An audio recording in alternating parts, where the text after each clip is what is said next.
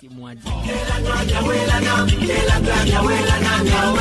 Canal FM. Proto bébé aweno aweto akpe be mi chang radio Canal FM lagba se egbe be mi wede nyon be dodo ale mi agbo egbe ami PPRR be dunyagbo ha be azikpe mi no to aweto Nicolas Lawson président wezon. Yo. Ahomea. Au fond. De viode. De viode fond quelqu'un. Ni sobedo. Là ils sont. E o vire mi ngbasi apo ni kole kekpo. Ah mi anda pene to hono ma on 5 patato que était une famille egbe mi doku kwa mi anda pene. Ne dagbe ba non nous emile wa me fafa ba no me. Enyon présent akpe de que Pierre era en to fondo. Ah o po be hihi amento ale e va trop lo debe tout à l'heure mi le gblin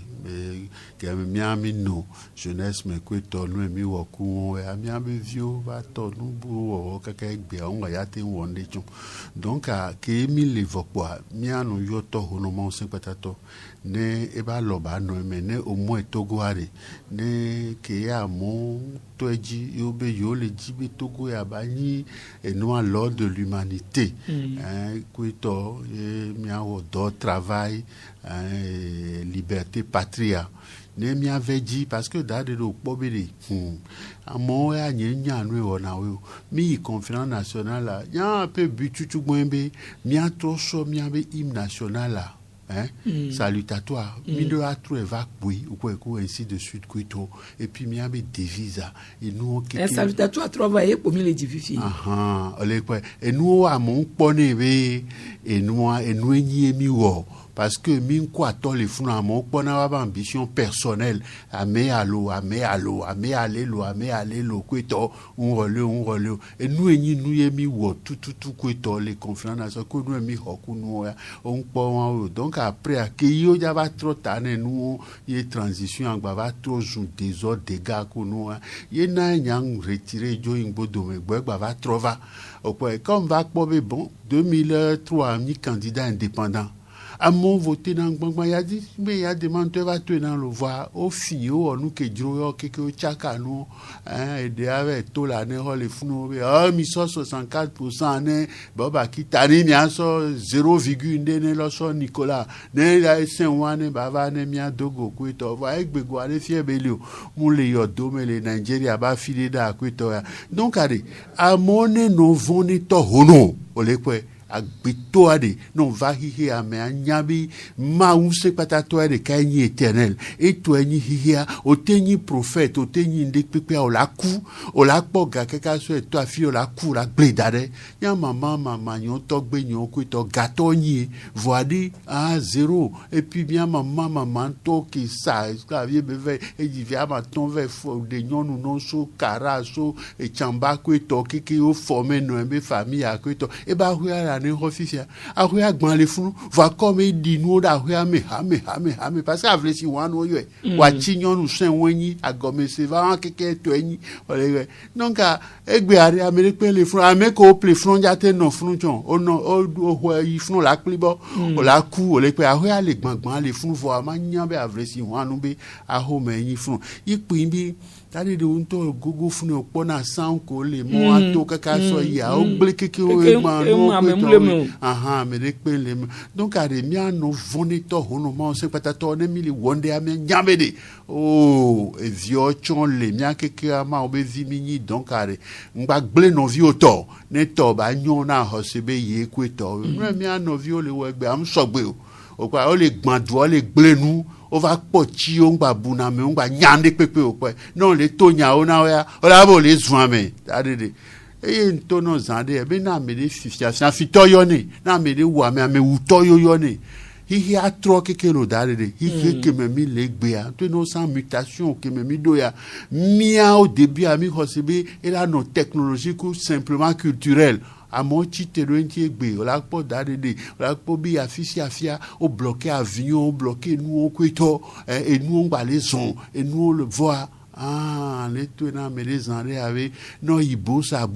les ont fait. Ah, mais oui, les gars, les hiyoja, so, nous, que joa, on les wabe bureau climatisé, quoi, d'afora, fodi, les wabe ordinateur, achetez-moi 2000 tonnes de cacao, achetez-moi ceci, cela, et un peu, et les plélo, et bah, trop les sels, les fonds de cas, et les douébégas, et les doués des milliards de dollars, quoi, donc, on a probé marché,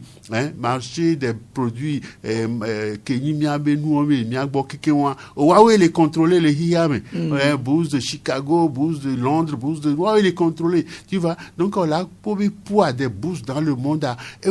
11 à 12 fois le poids de l'économie réelle, c'est-à-dire toutes les productions qu'on produit dans le monde. On a pas trouvé le marché de la spéculation, on coûte 12 fois. Donc, en quantité, on a accepté, avec nos créé société, on a nos employés, on a grève, on a salaire, on sous-bol, on coûte, dans les noms d'opportunités, on a des points, la peau noire, après 2 millions de tonnes, les noirs, là, coûte. Zédeka, mini problème, n'a eu quoi. Donc, au dos paradis fiscaux, que les hihi avec pas de quoi ibama sont las palmas quoi Acapulco là au nous les fonds des sociétés de sécurité financière quoi des milliards et des milliards. Donc année banque centrale au produit euro coup dollar quoi quoi waya les spéculations dit pour l'année bobo toi à ce coro avec nous les fonds on peut avec béton pour aller et ben limite quoi. L'homme, il n'a pas, tu vois, la science et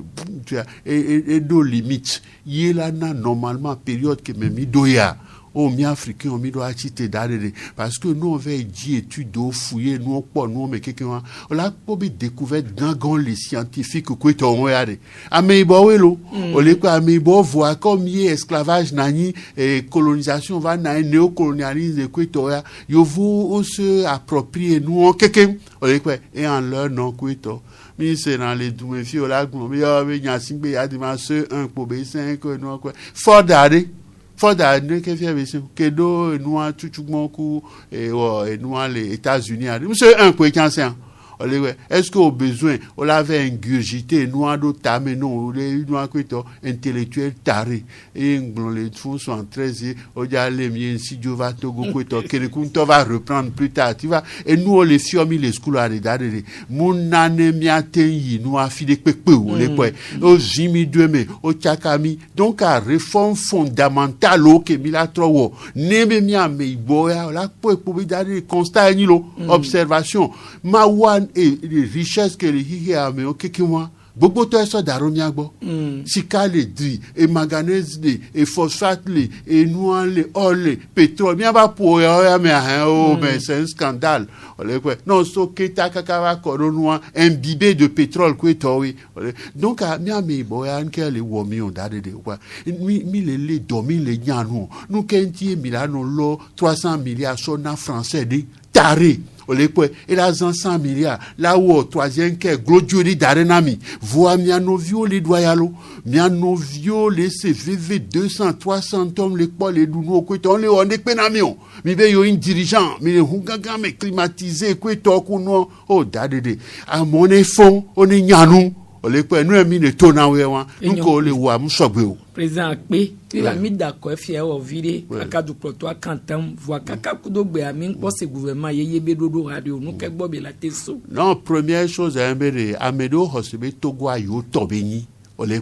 donc oni baron gangan oni baron nono ogba nyina do ejipe dadere o ko be sanglan be ne ma for 2003 ne ma former gouvernement paritaire et noir et 15 femmes de 15 hommes alors 12 femmes 12 hommes kweto si on va les pobe nyonu le mia defia nyenya fi o solo dadere ogba nyina ko unso o gba le sisi unso o gba le chaka nu unso le gblenu o le pe o di nu o kaso kweto nko le ja so gas owo fi ko le yo nu kenti o ni gbajare ni wa be jiji me vi o oh wa be jiji me on ja po intention le o le pe fi problème ale on mom le nyanu parce que ko so gavel daro banque étrangère kweto ko tware le ke be jave hoga le ko jave hoga ro kweto ye na ga gbogbo to go be des milliards ke mi ami va primature ale ye mi immunique ale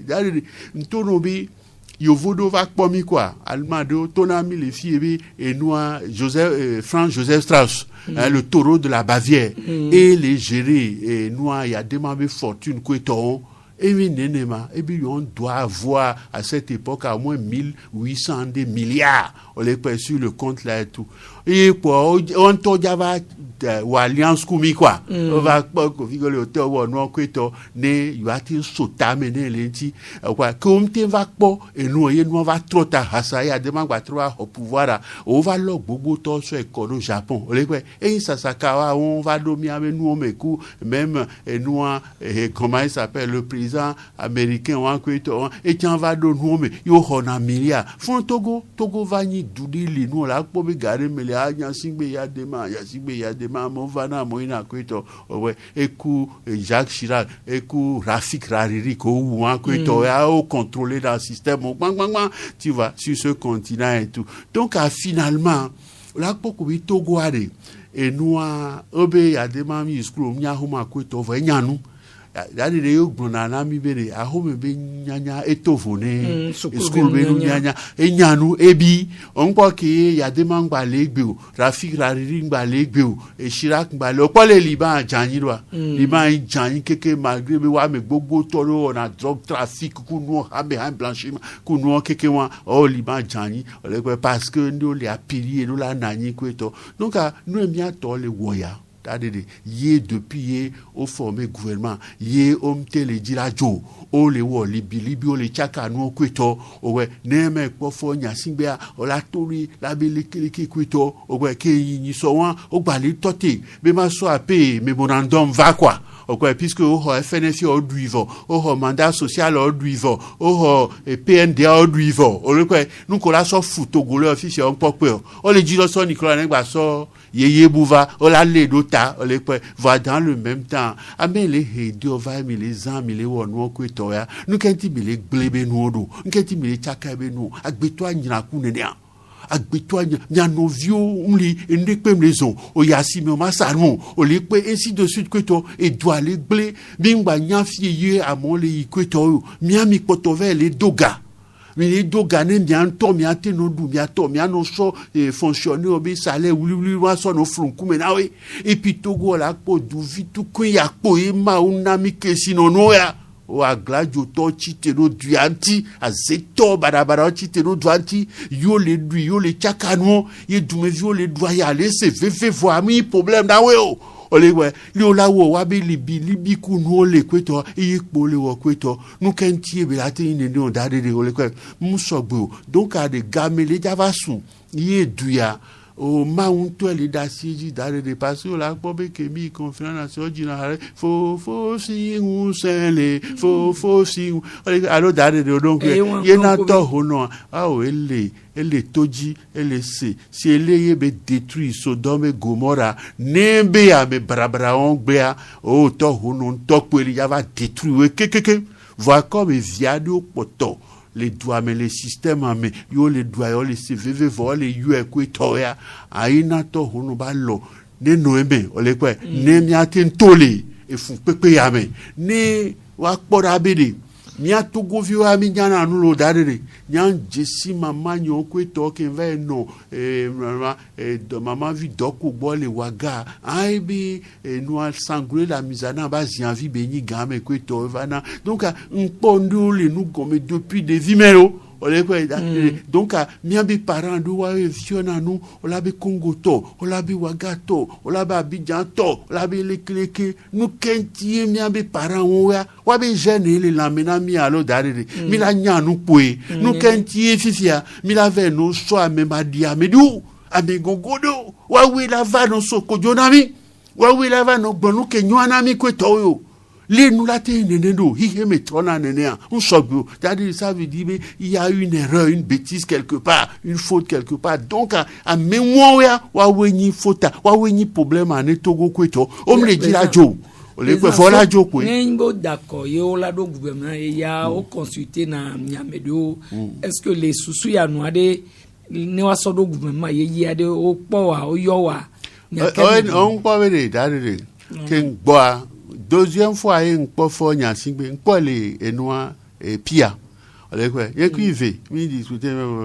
bon mi doit for no you ebe a home les filles tout bon non donc comme soja de ochon onyame ke nkumenya ye onwa wawe organiser ye npo le pi akweto ke ngbaja va efi ole jira don pe la découvrir kweto voi un bon ouais faut que quand saint-amen onu ye npo le fi ke npo le fi ekweto ya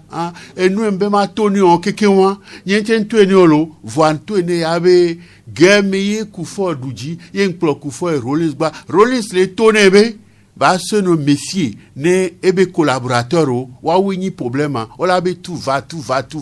game yendum le yoa le donc ne opposant sincère de ko to de no doit ation les pompa ba no vérifier ba no on ko fon va c'est pas grave et tout donc ba no nyanya et c'est même c'est va make na ndo bois et on m'aider les fous les pompiers yo tipi ale mais non tu vas nyawo okwe no li pasa enyawo do ne ovona ne to hono ma o se pata to ku to ya de gble to hono to la protéger o le pe agbeto matin wonde pe no gbero parce que nya ko jima azeto chite à gauche et à droite nto Burkina nto Congo no Calavi à Bome Calavi 64 no wida glewi là-bas avant no porte nouveau ça kete kwa fi o le fun ko to amene pente pe jio no gbero ntia adula ran le nume no keke parce que li moi là il doit d'aller et nous ne bagnon parce que mia keke ama on be viminier allo d'aller on be viminier ne mi fond de mi doit nous 3 fois par jour d'aller de allo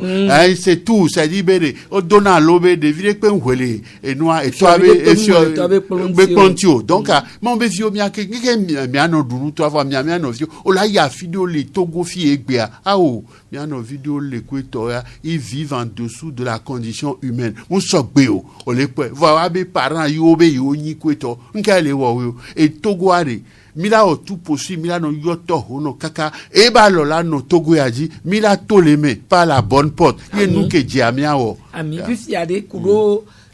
gouvernement be do douanti ade nu koyo pobe na be tingbe kaka kudo gba mi npo le senyane pipi pobe 2005 are que o d'accord nous que mais bon mi gba yo parce que o ja fifi o ja po ame o ja o lekeleke amon sur amon be gogo ton la jo o yo to va zéro o wumi anon vio correct gbangban ko to bon Tanja ko Obasanjo obe bon comme y est présenté ndona yo lekeleke ko to fonya sigbento no fun no ni ame e po tepe ke mi titi are Tanja ko abome na menye ku Tanja no ko to donc avec ma premier ministre il va buta me kaka obe Kadhafi tian avec ma premier ministre be la pe don tien la nanga 500 millions ko to ambassadeur avec non ne to le Kadhafi bele mu gabe nu le wo nyawo le pe nyen do ya po et to en ku boji mama en ku boji fa nyen do ya po to no pona jien kweto nu kencha matin wo ne togo abayi nko ne miam no zeta kweto e ye le vevere voir le mbe nyimja un candidat voir omni candidat fifia va se kwa be wo nommé premier ministre be msogbe o yentiare tone nwane tone fonya singwebere ame we fifine ame we wame ye be yi président kweto ya ane na we tan vile ne wa gba finu ko le di la fian a nu ko la wa kwa après année dégager voir ne mia va fond mia me doit kweto ye ngbe gan me be mani et nous en premier ministre unjo jine Tanja e bi don kanegbe Olusegun Obasanjo a bon comme va expliquer les Abeokuta mi na mi dunu no ahanywere wono be bon d'accord il y a pas de problème donc à nous les joie fiade amedi ole on pa obo no me nyonde premier ministre Gabon o chon hosebe yo te premier ministre Togo gbe sabela nya o to hono ne panye wana mi mais les gens de premier ministre nyan le tonami ne situation oh dade de période que mi le yare oh maso on blenaku et doubé destin ole quoi que de Gaulle va po et noa Gordon Noale Israël yebe yobe ministre des affaires étrangères là va discuter quoi to be po nyon no be yo Golda Meir mais ben ka be so nyon no premier ministre bon Golda Meir le tonebe mais noir le tonebe mais Golda Meir une femme mais c'est le meilleur de nos hommes c'est le meilleur de nos hommes donc allez ni nyonde le mimpo jesio yebe la fille togolaise ko to yebe sen on be nyabe la ten produire ne na mi ajesi allo dare ne to ne mi ajesi ne mi jesi a mi bon OK d'accord ole kwe eti nkplomi fa va me o jesi on ame o mi kpo ya yo o so enua microcrédit be nyaken gban o FNFI yo le pliamon o le chakanou o le duga o le n'importe quoi ole kwe et présidence à le franc amener les responsables ne microcrédit kweto donc a mien togo a micro pour mi amia nozan nkenti mi ata macron jona jinamia nkenyi wato ole kwe donc a eyewan ole kwe donc a ma ola we godo ye fo nya singbia e soko le kane e nu ko le wo kweto ne ngbate former gouvernement ne ngbate nu edo kwemi ne yuate no contrôler kweto to hono asi ba doeme ne be ena mbe nyento ma yifunwa ne ba mere kanaso esen onyao yebela bebe duama yinko yebela bebe mtogo la ni hors de l'humanité okweto ya ni wakpankom olekwe nenye komi adogo c'est tout on proposer na on to ba ni premier ministre le gouvernement ya mi ade la we ya ko eyem le gbon olekwe eyem le bio nyem le di ele de le funbe après faillite kunwa fabi yobe ya po fo nya simbe wa so ministre de la jeunesse et des sports ah putain ça dit bene e won sisi quoi o yo échoué on le boré pe nous on kweto o gba non promotion wa o ton trosun baron on avait défend l'oso Nicolas ne ba nous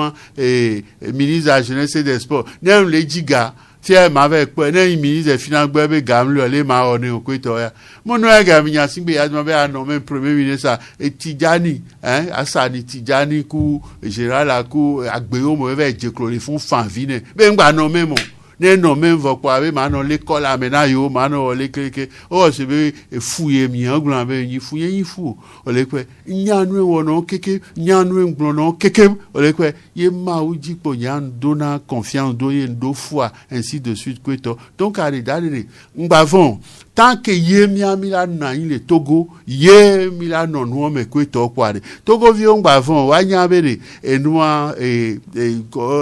comment on appelle ça banque de données que ma una chambeli tago mena kweto yare o ideo leme si o gba le jibe enua kinja de toya comme bimbia o memorandum dia maso eva kwa ne yo ajeji ne ya gba to so enu dudu kweto wa ngbebe yima so memorandum wano ntone no so je o ne tone fonya sibe be no ne le jibe mi a memorandum wa kware ne no menyento premier ministre parce que allez opo enua gamen plo enua Bernardo Blasio ku nous va Togo fi ekweto yemi po ya dema mi wo enua réunion les Kazef Lifou quand mi Tidjani Duru ja ministre des finances de l'économie Bari Moussa Barke ekweto le funu egbe e yeni conseiller ne ya dema e le funu Meiso ministre de commerce et des trucs ekpacha nyasingwe tu vois directeur général de ya mi on ku yovu wonu wa we to Dubai lo dadede okwe wa we to Dubai ekweto on kiki o saboter nous au blé on me dit Togo bagnon okwe on nyina kusi ndene okwa yowe mi atoenyi doa nko agbeto ibola te nyina ku nene on le dit novia be nko yo on le dit novia be nyo entokwa ne le hugame e black kola dokotu les voitures climatisées bureau climatisé e yiwon oyo la incluvine o le kwe funu be nya melewan ni baron lewan la no ponupo fa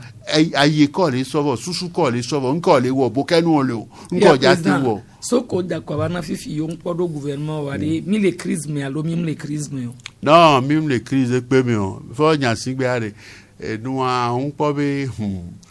on glona nya keke oye tu vois et les 10 changements fo nya singbe les 10 changements nya le tona mi egbe na mo chitia ya fo nya singbe ya sibe e kabio le keke kweto meke we le fru nya me ye o le ya ten wonde pepe dadede nje si o keke lo nyenji ma ponpo va comme mi va niveau ya magblena togolo wanya que mi non conférence nationale souveraine et nous a chitebe nous sommes ici par la force du peuple nous n'appartenons que par la force des baïonnettes. Allô tu vas vers toi ne benya mais que déclaration les convention en 1789 à Mirabeau et bien alors Mirabeau était le plus anticlérical. Tu vois, des gens qui étaient à la convention en 1789 à Paris et tout. Eh bien, et alors, on les quoi? Que y ait ambassadeur nous Joachim Helt nous Amon Corby ou Bruno Delay. Avec quoi il a demandé, elle est obligée d'avoir conférence nationale, il avoir une déclaration quoi. Bon, il a demandé, bon, d'accord. Qu'il a demandé, mais qu'il a dit, Nyon vide le présidium à gamme. Et maintenant, il faut dire à Monseigneur que je vais venir à 15h. Que 15h, mi hounois, quoi. Motion. On va avec quoi, Monseigneur, Tony, avec Péné, donc, on a appris que le tyran, et tiens, il y a des gens va venir, il y a des gens non, pas noir, quoi. Et ben va conférence nationale et échouer. Mais non, au Conseil de la République, et Monseigneur, et ni président, les fenêtres, tu vois, on va cheater. Mais non, on va séquestrer. Mais quand il y a séquestré, mais allez, d'aller, mais oui, mais non, connu, Ernest Nyasigbe, Narcisse Joa, quoi, Béoume, Kodjo, ouais, séquestré, mais le Haut Conseil de la République. Nienton, les gars, là, on m'écoute, et yo, un noir et 31 décembre 1993, mais un ami marché à la Ouame, mais on les quelques couettes, menacé au couette, ainsi de suite. N'kanti on va payer la clotte, on les couette. N'kanti à mon togolais, on les voit, nous, qui est au et nous les y domaine, on les couette. Dans le nom, il y a un noir, à nous, qui sont nous, on les couette. Togobe drapeau, hein, c'est l'armée, et noir, les pouvoirs, le président, son nana, et noir militaire, patron,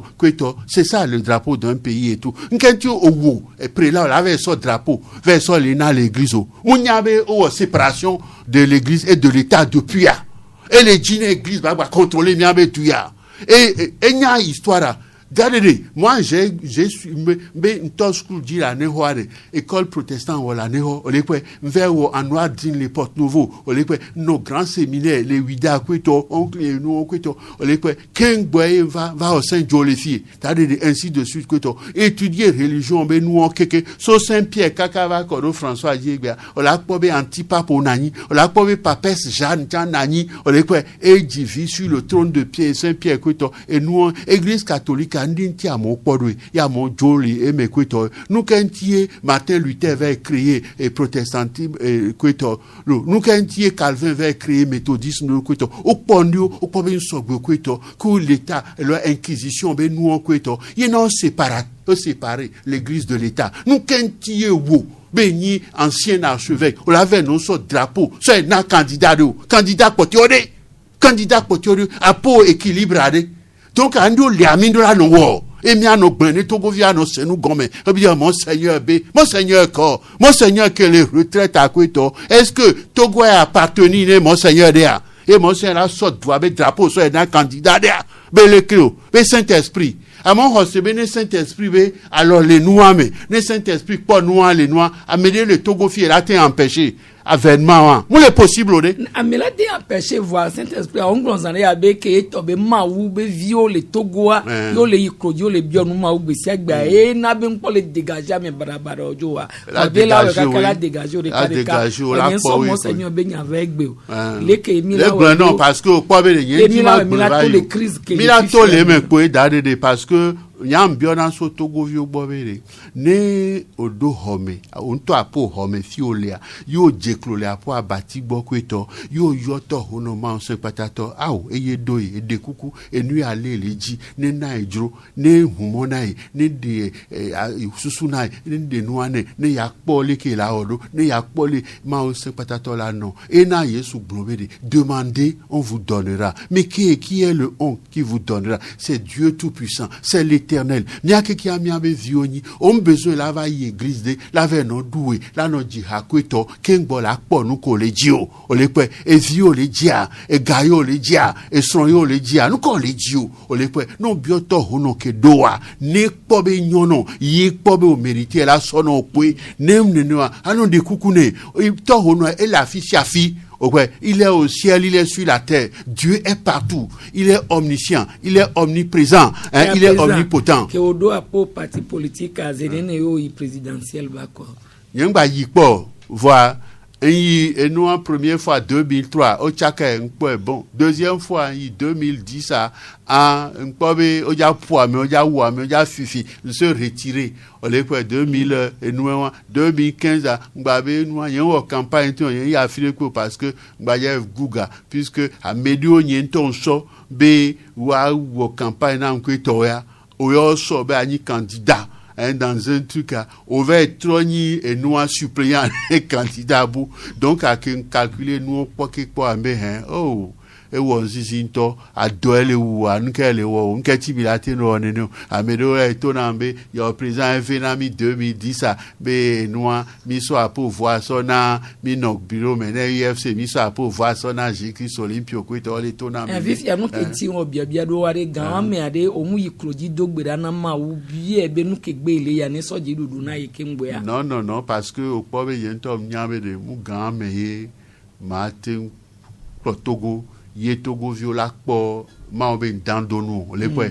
ne et doit aller plus en difficulté parce que et donc un coup dans les années 70 à oui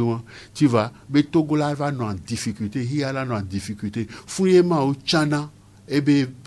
nous on les et be prophète ko tolé ye Huawei sauvé na et nous un peuple ouais, ainsi de suite que donc à Togo il est en difficulté le monde est en difficulté aujourd'hui et tout tu vois donc à mido à tout que mido est soit mi la zin on les quoi Miami matin nanibe et nous américains on l'a voté 3000 milliards de dollars et là va voter 4000 milliards de dollars et au 7000 milliards ne wabe société be problème ne wabe entreprise on les pas Europe tiens France tiens omna et France na France 7 milliards d'euros et nous Hollande et KLM et couvre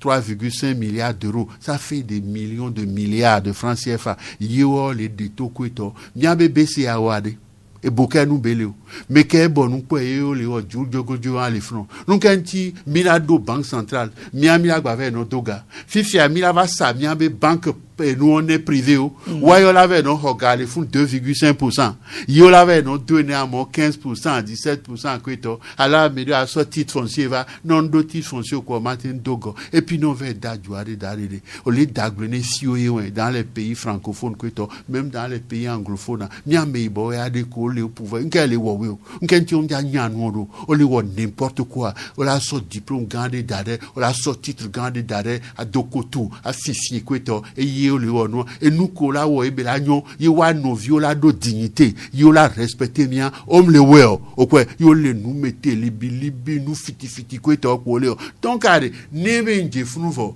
ye amere pobe en Togondo droit là nous en subvention quoi nebe agriculteur ou les quoi on ferait mi la po bataille en to le wan et game yo la po ma on se patatobe musin ku ebe nous ya oh de game soito hono be dandono na le iga akra gare mi ale kasona ye ma gbena mi kweta amenyo parce que la be le keke kweto ke ve do nu akachi ade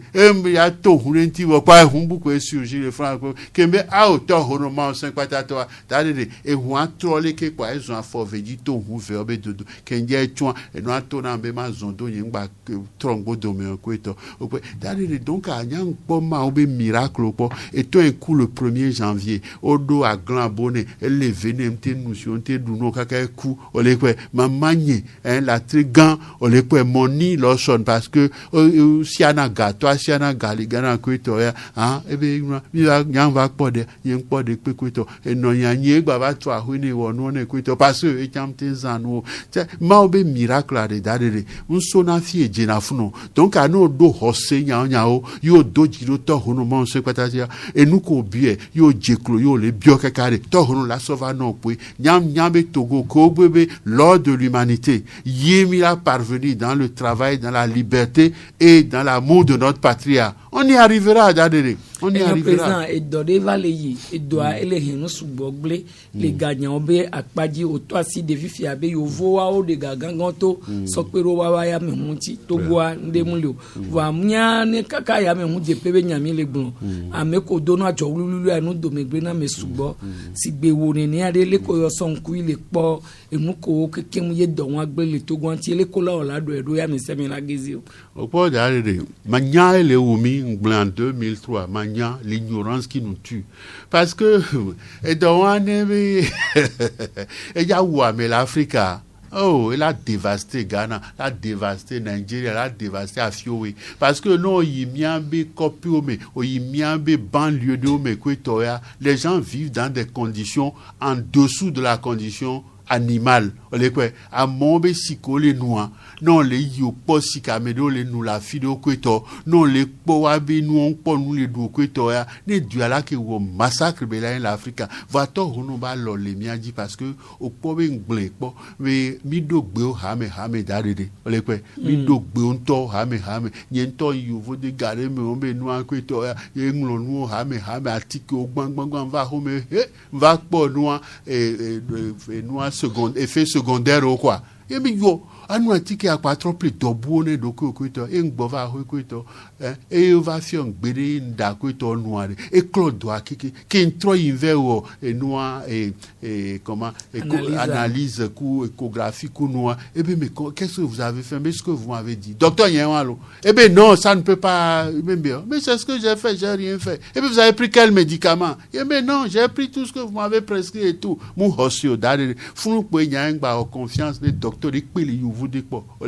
donc nibi oleja jindi nyawa lo yikwe ko ya andorado ola o scanner a analyse de sang a analyse d'urine ko to kikiwa ola po nu on leme olekwe ma zamu ka o egbe won ke o dono ni gbegbe a o mu rin do ko ma de pepe mi jade ma po parce que ko tout da benin be denare na yen po no yen po be po ape nu le frame le vécu ton le front la trop po dans la jina ko to olekwe donc il y a pas de problème sur ça amene biom ni so an ko to ma yen to le mo nebe yen gblo on ja biom on ja yomo on nyawe lo so Nicolas Chani amene ko to donc les gens c'est pas intérêt que les gens bougent et tout c'est pas grave mais on sait peut-être non musende azin nebe gloire quoi azin ne viobe et jena ko to c'est ça ainsi de suite et tout donc un po ne game souvo quoi nya do jidoma onti parce que yen doit accorder dede adon po yen doit accord yen bionu po yen donu nglonebe les devis mentu ana douma ne vayi noa amene le sakon malo le sande ne juma ma klo agbane ma klo anyigbane ma wo ne pepe keji ane tu vois et là nam nous ma du ko to donc donner et recevoir on peut donner et recevoir donc e won yang poni e noa haro e nuem le bio ne togo viobede on est do hose muibe no le church ko to ya allo pastor de allo noa de le blewa e yo la belele tu vois ma una mia ke nguse olekwe et vio que wama una mi nguse on est bien on est bon on est fort olekwe à condition de faire confiance à ton créateur, à ton Dieu et tout, tu vois, d'avoir foi en Dieu tout-puissant. Parce que, obéis musulman, alors obéis catholique, alors obéis nous non. Et nous, chrétiens, on be noade, be mawade, Yesu en quoi, on crucifie, hein, Mahomet en quoi, hein, Bouddha en quoi, Yesu a trop fond fier olekwe etro ejinkusi ene joye mi acha mi la ve ejinkusi mi epo ele fune ole comprend bi acha mi la ejinkusi ale epo ele funu ko to mo le gbon be la trogbova si o po ma ware dade de o po be ke do ware o de kape epo ele hihi amenyi dade de eyan le tono ola po amede ela di o kakaka va mu we o la po fina vi o la di wa non voir otovo olekwe ma un na même chose deux fois olekwe nunkantie Abraham nani Moïse nani noa Bouddha nani noa eberagba ba be Yesu ela trova nunkantie hein do mo be plan mo nyanya me beto be plan Amérique pento dade de Amérique pento matin confirmé wana mo nyento Israël a dade de Israël 11 fois olekwe ndi sa to afio keke mva même mort va di va les apua les funu to afio Jérusalem Bethlehem kweto église de l'Annonciation Sainte Catherine tu va Benoît kweto donc à nous les tonneaux yade Jésus be chercher et vous trouverez alors j'ai cherché et j'ai trouvé ce que je cherche. Et puis Saint Thomas, olekwe. D'ailleurs non vague moyen la po. Saint Thomas et nous ko poare et yo la hosi, olekwe. Donc non vague moyen la. Wa obe ya yira to nya me ko npo vo hosi. C'est faux. c'est faux, archi faux d'adere. Mais c'est faux, n'y a les tonons. Et nous, d'adere, maintenant, et nous, d'adere, Saint Thomas avait évangile la sienne. Et nous, Judas avait évangile la sienne. Marie-Madeleine avait évangile la sienne. Mais évangile, nous, qu'est-ce que nous, quand tu es évangile à amener, pour les Bibles qui est mise en âme. Et que Dieu l'a tenu pour la gbétoie et pour moi. Et moi, on y a évangile qui est étonnant. Au point, Judas avait évangile là. Voilà, donc, et nous, comme nous, nous affirmons, c'est ça le malheur de l'Afrique. Parce que les deux fois, même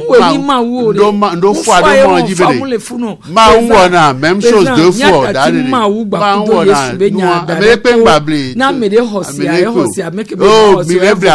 Il y a les deux problèmes. Présent. Et je noa na o isukulu yo to la no te ba mere la do pela hoyoro if ya no ko yo be entrepreneur on to de susu on to achaka ndia so ndia muleo funwa de foda d'Afrique be so sukulu yo la fian mo entrepreneurial ya lo no odo no pa voa kengbo no isukulu pa o da zedi o maganga o la trois formé au entrepreneuriat. Non, d'ailleurs, nya me formé en entrepreneuriat pour voir nya ni fonctionnaire pour nya ni tiens gbere kakala ku le c'est tout. Ouais que y primature même au dossier ne le que ne fonctionne mais il y a au dossier le peu. Ouais donc et nous les ya grand les fonds bien encore. La pour bi togoare mia me presque 8 millions élé. Donc à 8 millions on a pour bien fonction publique à peine 52 000, 53 000 les francs. On a 0,45, 0,50%. Yé ni Togolais actifs que les fonctions publiques. Oh non, il gagne. Oh les 25 millions et plus voix. Oh 3,4%. Yé les fonctions publiques mais non, il France a oni presque 66 millions et voix. Ils ont plus de 12% de leur population active dans la fonction publique. Oh il jamani on a plus de 6,7% dans la fonction publique. Donc à Togo via Nebe mi manque chicha. Mi manque docteur, mi manque nous et puis à partir de là et nous gamme les circuler les système mais suffisamment quoi mi do problème fifi d'adé mi doit trop tout mi abe school tu vois la trop multiplie oui parce que mon soc bébé doulé mais des violas non plus de 100 les salles de classe on va aller voir nous mais les blonds yo les dit 15 30 quoi fi quand y a pas salle de classe aller non tu vois. Hein? Donc, à période que les compliqués, difficiles, si bon, mi la maître, mi a payé en chantier. Yé mi la tout, soukulu ho, kode, bang, bang, bang. Maunami donkusu, et noa énergie solaire, et li. Mouibe ke o, on a la fio, et puis, verbe gamin, kou, examen, non, mi a bofi, elle est à toute heure. Donc, à énergie et solaire, mi a développé, mi a tout screw, mi a tout, mi a hôpitaux, ok. Kemva bema tout hôpitaux et nous mobile do 5 régions parce que so 10 milliards so na mon li CHU tokan oduga o détourné après on va étonner fonya singbe bava et va do tapis rouge ne so flunku mene ko o po ebe yin ho im so gbe o le pe donc ane mi a tout hôpitaux et nous mobile on so nous ministère de la santé et ni professeur les flou et vers on a nous la fibo ko to et bien il faut voir le président un mois on wonde et puis coronavirus ça va dire ici ah oui tu vas mis deux problèmes donc oui il doit diriger ses prévoir donc à soit mi doit trop tout school mi a trop tout mi a hôpitaux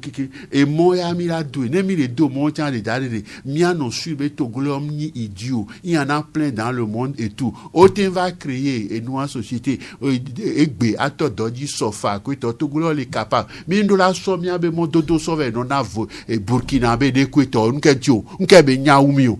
tu vois figure gbegbe ni et nous en l'équateur on sobo et nous quelqu'un de dade et les ni problème ne duya amemanyando ignorant do kwito ya o hodwa ye o le gbapune o le wonu ke droya o le désolé doa mais ye na des yeux les doigts on va nya wa be droite ou gauche on va na des yeux les report no kwito ah oui que mi na des yeux dans des circonstances kwito ku no nke mi be des yeux awo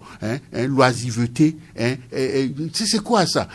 donc à ces problèmes on les wa dade donc à milato réformer mi avait système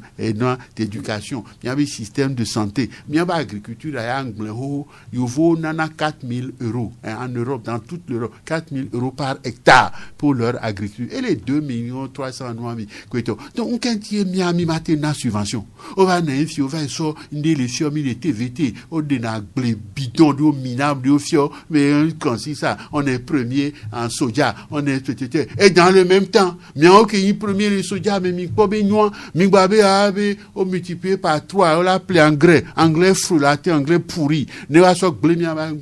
donc il y a quelque chose de malsain de malhonnête qui se passe toi. Moi je n'ai pas peur de dire la vérité et de dire ce qui est et tout.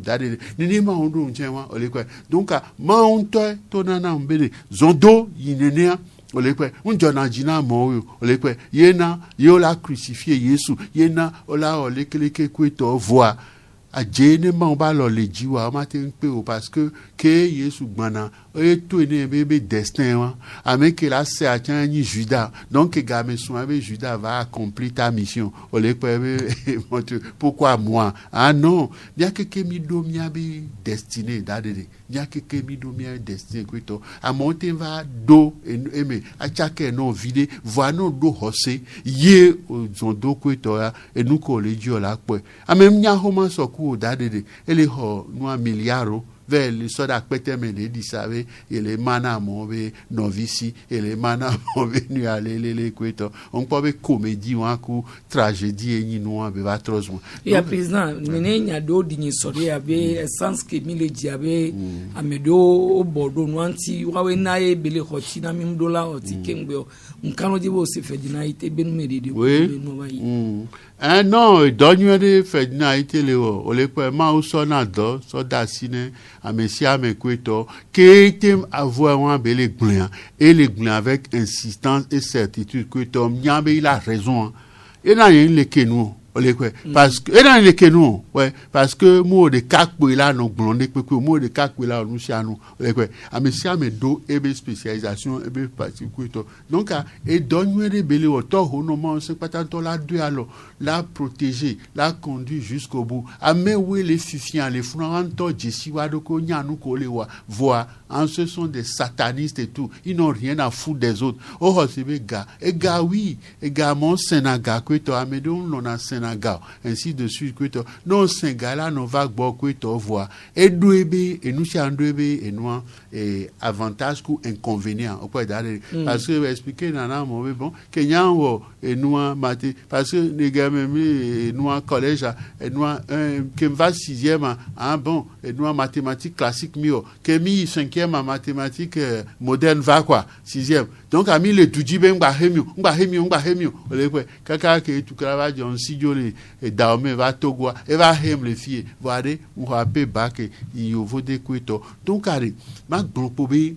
le hihi ameke milia miadu hose non do hose yeto hono ma se patato e gboyo le trododa oh e ne game souvent quoi et là bueno lo de pe il a bueno nebe obe ya pasa gadoa o tin pasa gadofa o la po be conséquences o tian kweto amo o do ga kweto mi wa be vieux ami powe o ni délinquant kweto le o n'importe quoi o le diviser o le ainsi de suite kweto ame don do govo ainsi de suite donc ame si ame kwebe destiné et nous ko hosea o le kwe nous ko dia i o la po okay et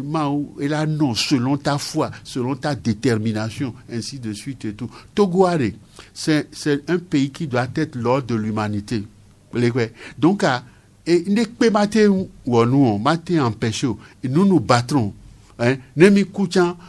mi la batro jo mi a won wan mi a fait tout possible kaka les du à la trop hors de l'humanité doit et la djeme pe godo yena nya le vont le note po fo nya singbe nembe azeto la tendweji nembe nuodie be la se dévier yento la portée be conséquences oya et l'into boy olekwe ya bonne tone nembe ebe ameon il a confiance na ameon enyi le kleke yewa okpea ouais mon problème. Est-ce que Ojinya be mani nous en forcer? Est-ce que Yesu va hi amade Yesu donna fokpadea et donna cuira Yesu toi hwede la filia olekwe est-ce que Mahatma Gandhi Indouan Gandhi est-ce que donna wa est-ce que donna fokpa mais ils ont fait leur œuvre olekwe chacun a sa mission donnée donc mission que ma osonawa awo tout possible na nye non nya de accompli avec la foi et la détermination possible. Et nous président pene medidi yao si mille brene ne fifia o ban nyabe mo nto kwa ne homo o le jadoi pali meto achan o le odoso enti fa mi pona be no do mo amusu na kekere popo e mo egbana me ye yoko doro lo me o patake kwa no yaro zoji o me gome e mo pata onglong kikim fifia ne be o so do na ne ba me obi wa wade nkuvi keno na wanti nkuilele keno na wanti edwa ela mesi e no odo avo so na cha wa gbapora be do amesi mo obe nkume ke bobo anya sun tonado alo dare ne ame mi so do ananyi fian fito alo munyande mu school ovo akọ mi eji mi mi so do anene mi ate du mi atolejia ne po be mi du mi atolejia chan la du etovo kwa e do ke bila wa ma do ta de alo dare ne be nyiwa ole pe nu kentie pa Togo o so e dona togolais be société yi wa do mo lo me enfant enua et o so garan so du 26 milliards au bava hobo batro duikio ngenti bela nyineno fifia o le obligé vers so et doso vers les na étranger y étranger à la we na mi la pota le mekweto ya non et nous ka mon le wa de mu sogbe y na yo la po be fi ntang gbona no tona pe vérité mbe na mede mten gérer société d'état de kweto yo du fin y mi sa société d'état wa ne malgache wa o ma tv nommé à me wa ministre o le kwe mu sogbe o olekwe ye enan le bombe nyem le jira ni ministre Togo me le intéressé moi j'ai rien à foutre olekwe donc ni premier ministre ne o le capable d'ade mi la so douano o la rendre compte olekwe non we nyere wa mi la viro mi la le o chan c'est comme ça olekwe ma te wo rien okwe c'est comme ça ye le bombe ne be fo nya sigbe e le jila wonua ne ba tole me kweto ya parce que fifi ke mi le po garder me le wan ministère de l'intérieur e va code BNB les pompo le onua kweto vobe adufio onya be non dufia o so na kokoli chona tane fio ma gbun ade pe ke mbe po honvi arangusu hoho kweto e so aba du ministre olekwe obe yo ni UFC o atrozu ANC kweto ya ngbo edua meade il y a des problèmes de vrais problèmes d'adede yenan l'on appelle nyagbo voix j'ai rien à foutre d'adede quoi parce que compte que ma rendre ma on sait pas ta pour ma rendre compte na olekwe yem ja rendre compte na gbeto de pepe un criminel de et noir de allo la po de la na la non mais qui est celui-là j'ai rien à foutre de leur truc et tout nya ma ok doma et de hemva hi amea. Ah oui, et un coup, 1er janvier, on va dire le 11 mars, et maman est à coup le 12 février. Donc, on va en zizime, et nous en blâme d'arrêt, vanteur nos arrêts à d'arrêt de yen doyapo. Donc, en kem ma vonen fio, olekwe, yen le vonen de pepo, yen le trembler devant rien du tout. Ne m'a servi, m'a obé gloire, m'a servi vieux, obé djena, un point, un trait. Donc, à des togoades, muni doude de la doyo muni doude de la wonu akweto et Togo be prestige Togo be noa et ya de mazan olekwe yi pendant des années o et régner les Togo au quoi et a tenambe à Nicolas mais les Togolais sont malheureux game aussi jo le tikeke yo blé de cas d'arrêt parce que confrère be noa kweto et yonam et bien les Togolais sont mais à quoi vous voyez ça et bien sur leur visage et tout et bien bon et quel est le problème? Eh bien, mais je leur dis de créer des emplois pour eux. Ils ne créent pas des emplois. Alors, je leur donne de l'argent pour aller leur distribuer quand ils marchent et tout. Ils prennent la plus grande partie. Ils ne leur distribuent pas tout. Je comprends pas. Maintenant, quand tu arrêtes quelqu'un ou quand tu chasses quelqu'un, il devient un opposant. Il devient ton ennemi. Donc, type à Echaka. ngba nya nu kebela o le pe on nya et trois opposants on nya et trois ennemis ainsi de suite que non joe won o le pe parce que fi o so ku e wa be mentalité ku to ku no ne be nyi won o le pe wa yo ma te won di pe ke la nyon ne Togo ya gberu depuis que Hungbova ye Hungbogbe arrivé grâce à des relations les francs-maçonnerie mais be te signé et nous en PPTE akaba ye o de Togo be dette à 80% ku to ya ye o tout possible yo nya Hungbo atando gbe be joa on pa nu ko depuis a o gba du fin dare na mi gbangban lo voir o ve le signer accord ku délinquant de ko do réseau les FMI Banque mondiale ku to be wa no gbon be Togo be dette à npoto 70% tu Togo be dette à les 90% 20 o le kwe et sonon joa mi la po do ko ku dare ne doa ku to parce que among balé o to chan le doa men fi o le kwe among balé tout impôt chan ku to o poto le doga ku to e won kiki wan re dare ça doit cesser. Ça doit cesser. Ye na yembe bon, nembe ngli. Yembe bon, abe obe va non me fie anon gbe. Obe wole ke premier ministre ola odo adila Valentino akpe président. Tro to ve a wenu awe to mi da kene be mi no kudo mi le gbe mi woni nyo be wona me. Awe to Nicolas Lawson PRR be dunya hera. Ibiazi pimi no to mi ho egbe mi sebe nyame de diao we trogbane jeji de mi akpata Teresa de masonya unlede ni wakudo Michel Tomega kiki susano modando pia Chiroda kutara na miratrosi wona ya le www.canalfr.com dit allons mi YouTube dia mi la po le kebe émission le fun mi wena yo